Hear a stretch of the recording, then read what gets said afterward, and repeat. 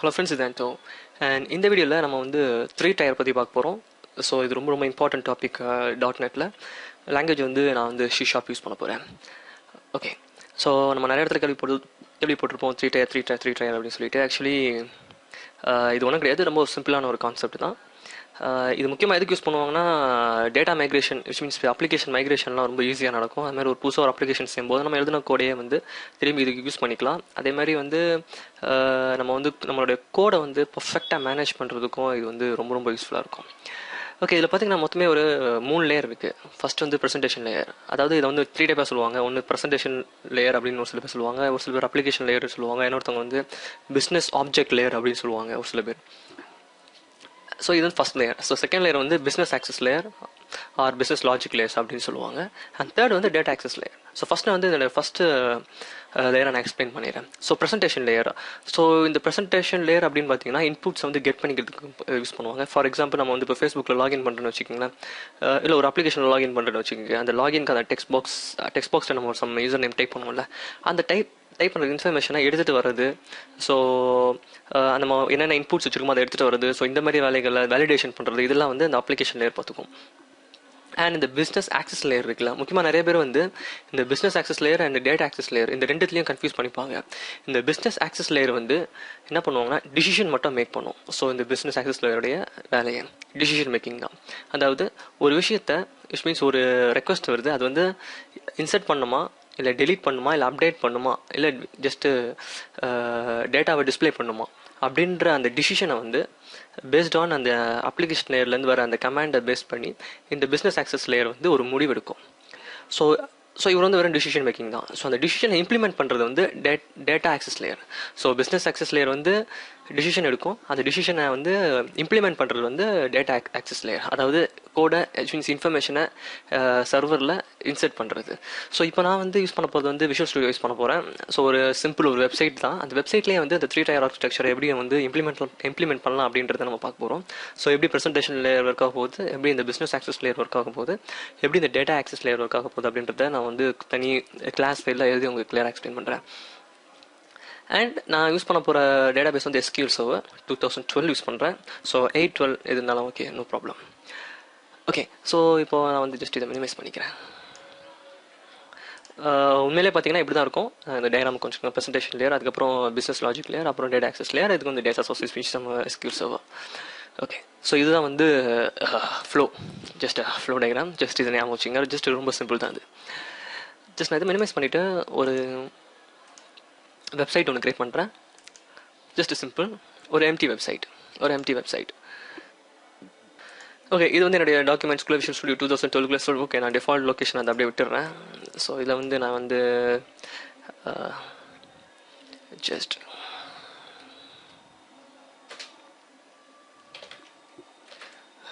Three tier அப்படி நான் போட்டுறேன். Just click. நான் வந்து இப்போ வந்து எம்டி வெப்சைட் தான் யூஸ் பண்ணுறேன். ஜஸ்ட் இதை கிளிக் பண்ணிக்கிறேன். ஓகே, ஸோ இப்போ எனக்கு வந்து ஃப்ரெஷ்ஷாக இருக்கும், எந்த ஒரு எக்ஸ்ட்ரா கோடாக இருக்காது. ஜஸ்ட் இப்போ தான் நம்ம வந்து ஸ்டார்ட் பண்ண போகிறோம். ஜஸ்ட் என்னோட சொல்யூஷன் எக்ஸ்ப்ளோரர் இது மட்டும் நான் ஜஸ்ட் ஓப்பன் பண்ணி வச்சுக்கிறேன். ஓகே, இப்போ இங்கேருந்து வெறும் web.config மட்டும் தான் இருக்குது. இந்த இடத்துல நம்ம கனெக்ஷன் கொடுக்கணும். ஓகே, பரவாயில்ல, நம்ம அதை லேட்டராக கொடுத்துக்கலாம். ஸோ அதுக்கு முன்னாடி என்னோட SQL Serverல நான் வந்து ஒரே ஒரு டேட்டாபேஸ் கிரியேட் பண்ணிக்கிறேன்.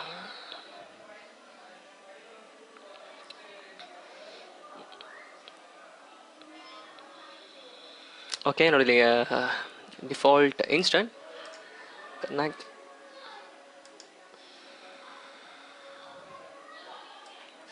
ஜஸ்ட் நான் ஸ்க்ரீனை சின்னது பண்ணிக்கிறேன். ஓகே, என்னோட டேட்டாபேஸை எக்ஸ்பேண்ட் பண்ணிவிட்டு நான் வந்து ஒரு டேட்டாபேஸ் ஒன்று க்ரியேட் பண்ணிக்கிறேன். நியூ.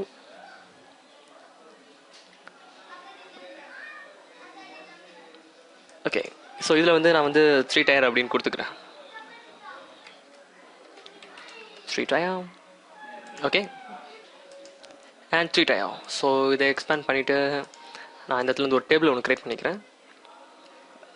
ஜஸ்ட் நான் இதை கொஞ்சம் சீக்கிரமாக பண்ணிக்கிறேன். ஸோ இதில் எப்படி டேபிள் கிரியேட் பண்ணுறதெல்லாம் இன்ஃபர்மேஷனாக நான் ஆல்ரெடி என்னோட ப்ரீவியஸ் வீடியோவில் சொல்லியிருக்கேன். ஸோ அதனால் நம்ம இதில் வந்து நான் அதிகமாக எக்ஸ்பிளைன் பண்ணல.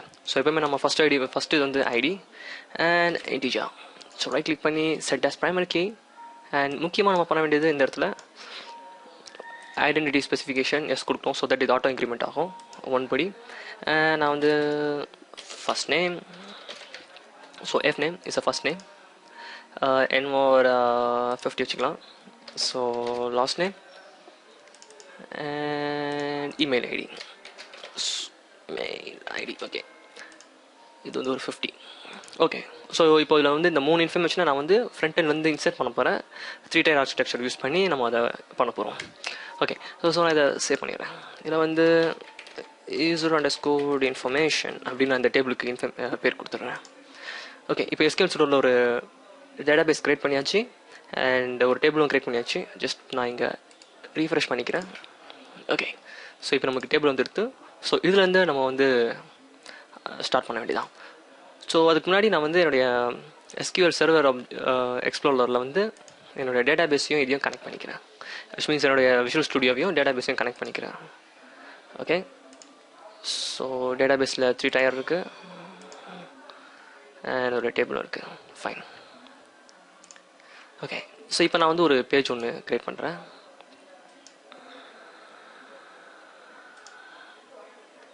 ஸோ வெட் ஃபார்ம், ஸோ டிஃபால்ட் என்னோடய ஃபஸ்ட் பேஜ், ஸோ டிஃபால்ட்னே இருக்கட்டும். நம்மளுக்கு மாஸ்டர் பேஜ் இல்லை, அதனால் இதை வந்து நான் இப்போ எம்டியாக விட்டுடுறேன். Just add.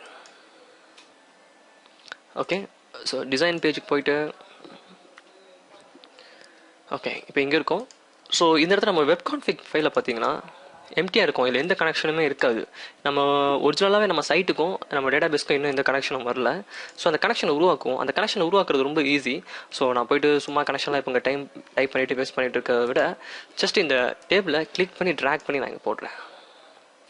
ஸோ ஓகே, இது போட்டோன்னே என்னோடய web.configல போய் பார்த்தீங்கன்னா ஆட்டோமேட்டிக்காக கனெக்ஷன் கிரியேட் ஆகிருக்கும் என்னோடய லோக்கல் இன்ஸ்டன்ஸோட. ஸோ அதனால தான் நான் வந்து இந்த கிளிக் பண்ணி ட்ராக் பண்ணி போட்டேன். விச் மீன்ஸ் என்னுடைய டைமை வந்து டைப் பண்ணி இது பண்ணுற டைமை வந்து கன்சியூம் பண்ணுறதுக்கு. இது உங்கள் இஷ்டம், நீங்கள் வந்து மேனுவலாகவும் எழுதிக்கலாம், அப்படி இல்லாட்டி நீங்கள் வந்து இந்த மாதிரி ஃபாலோ பண்ணிக்கலாம். இப்போ வந்து நான் வந்து ஜஸ்ட் என்னோடய web.config க்ளோஸ் பண்ணிவிட்டு இதையும் நான் க்ளோஸ் பண்ணிடுறேன். ஓகே, ஸோ இப்போ இந்த இடத்துல வந்து நம்ம ஒரு இன்சர்ட் ஃபார்ம் செய்யணும். ஃபஸ்ட்டு இந்த என்ன ப்ரெசன்டேஷன் லேயரை உருவாக்கணும். ஸோ அதுக்கு என்ன பண்ணுறேன், ஒரு டேபிள் ஒன்று உருவாக்கிக்கிறேன். ஸோ எனக்கு வந்து first name, last name, email ID இந்த 3த்தையும் இன்சர்ட் பண்ணணும். ஸோ அதுக்கு வந்து நான் வந்து 4 ரோ வச்சுக்கிறேன். ஏன்னா வந்து ஃபஸ்ட்டு வந்து first name, last name, email ID and 4th ஒன்று வந்து சேவ் பட்டன். ஸோ அந்த பட்டனை போடணும். So 4 row 3 columns. Okay, so இப்போது சோர்ஸில் போயிட்டு நான் வந்து என்னுடைய இந்த ஸ்டைல் டேக் எடுத்துடுறேன். ஸோ தட் எனக்கு அந்த 100% வித்து வராது. ஸோ ஃபஸ்ட்டு காலமில் போயிட்டு வந்து ஃபஸ்ட் நேம் டேப் கொடுங்க. நெக்ஸ்ட் செல்லுக்கு போகும். அங்கே வந்து ஒரு கோலன் வச்சுக்கிறேன். அண்ட் என்னோட டேப் என்னோடய நெக்ஸ்ட் செல்லுக்கு போகும். இந்த இடத்துல என்னுடைய டூல் பாக்ஸில் போயிட்டு நான் வந்து ஒரு டெக்ஸ்ட் பாக்ஸ் கண்ட்ரோலாக போடுறேன். Okay fine. அண்ட் இதுக்கு ஐடி வந்து நான் வந்து சோர்ஸ் வியூவில் போயிட்டு, ஸோ நிறைய ஆர்கனைசேஷனில் இதை ஃபாலோ பண்ணுவாங்க. இந்த ஒரு டெக்ஸ்ட் பாக்ஸ்க்கு எப்படி நம்ம ஐடி ஸ்பெசிஃபை பண்ணுவாங்கன்னா TXT போட்டுருவாங்க, TXT அண்டர்ஸ்கோர். ஸோ தட் இதில் வரது எல்லாமே டெக்ஸ்ட் பாக்ஸ் அப்படின்றத அவங்க அண்டர்ஸ்டாண்ட் பண்ணிப்பாங்க. ஸோ இது ரொம்ப கொஞ்சம் இம்பார்ட்டன்ட் இது. ஸோ இதுவும் நீங்கள் புதுசாக டெவலப் பண்ணுறீங்களோ இல்லை நீங்கள் அந்த ஆர்கனைசேஷனில் ஏதாவது ஒர்க் பண்ணிட்டு இருக்கீங்களா இருந்தால் கூட நீங்கள் வந்து ஒரு ப்ராஜெக்ட் ஆரம்பிக்கும் போது டெக்ஸ்ட் பாக்ஸ் ஒன்று கிரியேட் பண்ணுறீங்கன்னா அதோட ஐடி வந்து இந்த மாதிரி TXT அண்டர்ஸ்கோர் அப்படின்னு போட்டு ஏதாவது கொடுங்க. ஸோ தட் ஐடென்டிஃபிகேஷன் இருக்கும். மற்ற டெவலப்பர்ஸ்க்கும் இது ஈஸியாக இருக்கும் அவங்க வந்து அந்த அப்ளிகேஷனை வந்து டெவலப் பண்ணும்போது. So TXT underscore first name text box டிசைனருக்கு வரேன். ஸோ இது வந்து லாஸ்ட் நேம் டேப் என்னோட நெக்ஸ்ட் செல்லுக்கு வரும். அண்ட் என்னோட டெக்ஸ்ட் பாக்ஸ் ஸோ நான் கடைசியாக இது பண்ணிக்கிறேன். So left arrow key tab பண்ணிங்கன்னா இன்னொரு ரோ வந்து ஒன்று கிரியேட் ஆகுது. ஸோ இந்த இடத்துல இமெயில் ஐடி. ஆக்சுவலி நான் டேபிள் தப்பாக கேல்குலேட் பண்ணிட்டேன்னு நினைக்கிறேன். Okay, email ID. So tab colon and என்னோடய நெக்ஸ்ட் செல்லில் இன்னொரு டெக்ஸ்ட் பாக்ஸ். ஸோ இதுக்கு நம்ம நேம் வந்து ஃபஸ்ட்டு எல்லாத்தையும் கிரியேட் பண்ணிடலாம், கண்ட்ரோல்ஸ் அதுக்கப்புறம் கொடுக்கலாம். அண்ட் இந்த இடத்துல ஒரு சேவ் பட்டன். அண்ட் இது வந்து என்னோட சோர்ஸ் வியூவில் போய்ட்டு நான் எல்லாத்தையும் மாற்றுறேன்.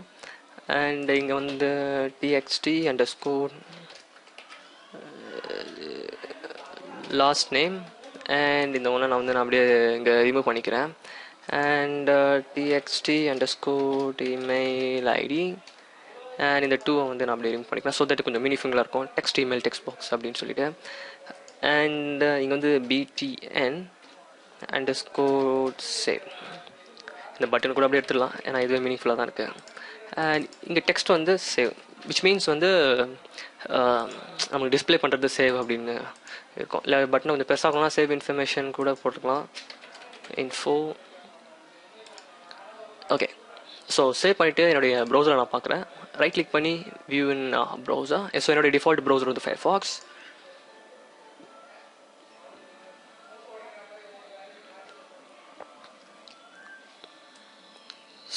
ஸோ அப்ளிகேஷன் லோட் ஆகுது. ஓகே, ஸோ நான் அதை கொஞ்சம் மினிமைஸ் பண்ணிக்கிறேன்.